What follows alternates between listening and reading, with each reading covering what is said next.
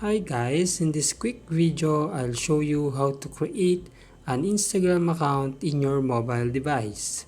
First, make sure that you are connected to the internet and you have installed the Instagram application from Play Store or App Store. And then, open your Instagram application. Then, as you can see, there are two options. You can log in with your Facebook account or you can sign up using your email or phone number.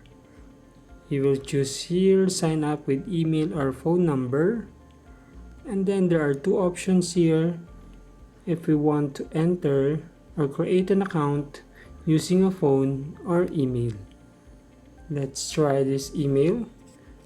Type our email address here, then after that tap next, and then type here the login code that was sent to us in our Gmail account. I will type here the login code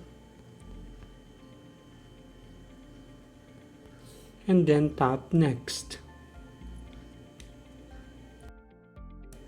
It will ask to enter our name and then our password.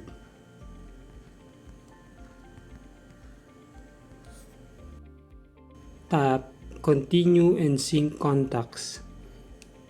Then allow. Add your birthday here.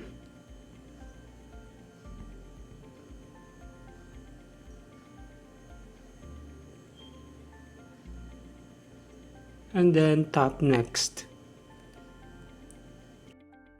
It will allow us to create our username. It will pop up or there's a message if that username that we enter is not available.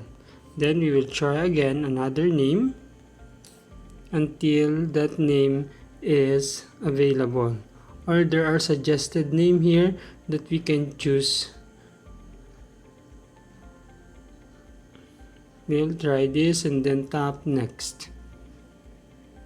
And let's just wait to register our new account in Instagram.